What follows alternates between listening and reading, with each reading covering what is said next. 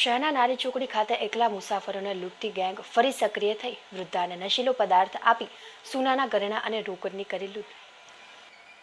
ભાવનગર શહેરના આનંદનગર મહાવીર મંડપવાળા ખાંચામાં રહેતા દેવબેન ગલાભાઈ ચૌહાણ સુરત ખાતે રહેતી પોતાની પુત્રીના ઘરે જવા માટે ઘરેથી નારી ચોકડી ખાતે પહોંચી ત્યાં વાહનની રાહમાં હતા તે દરમિયાન કોઈ અજાણ્યા શખ્સોએ દેવબેનને કોઈ ઘેનયુક્ત પદાર્થ આપી દેવબેને પહેરેલ સોનાના બુટિયા, ચેન તેમજ બંગડી અને તેમની પાસે રહેલ રોકડ રકમ લઈ નાસી છૂટ્યા હતા. જ્યારે બેશુદ્ધ હાલતમાં રહેલ દેવબેનને 108 એમ્બ્યુલન્સ મારફતે સારવાર માટે શહેરની સરટી હોસ્પિટલ ખાતે ખસેડવામાં આવ્યા હતા.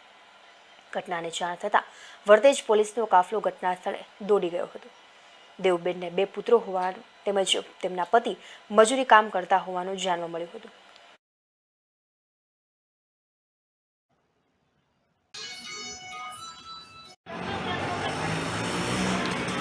લઈ ગયા હોય ઘરે વ્યવહાર એની પાસે છે કબાટમાંથી, એટલે એને હાથે લઈ ગયા હોય એ કઈ ખબર છે નહીં. મારા ભાઈનો પગાર, મારા મમ્મી કાલે રાતે સુરત જવા માટે નીકળ્યા હતા તો નારી ચોકડીથી નારી ગામ વચ્ચે ગમે ના ગોગે લૂંટી લીધા. કાનની બુટ્ટી આવે ને એ તોડી લીધી, કાનની 2 બુટ્ટી, પછી સોનાનો ચેન અને સોનાની બંગડી અને સોનાની વીટી. એ 108 વાળાએ ફોન કર્યો અમને કે પેલા મારા ભાઈએ ફોન કર્યો હતો મારા મમ્મીને કે મમ્મી તું પોગી કે નથી પોગી, ક્યાં છો? તો એને એમ કીધું કે હું નારી ચોકડી પોગી ગઈ. તો મારા ભાઈએ કીધું હું તને ત્યાં આવું તને છોડવા, બસ ન મળી હોય તો?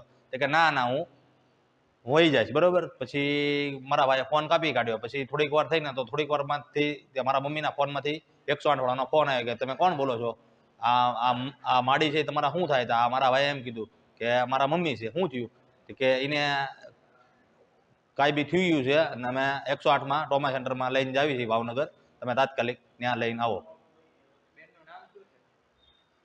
દેવુબેન ગલ્લાભાઈ ચૌહાણ. હા, પોલીસ ફરિયાદ કરી.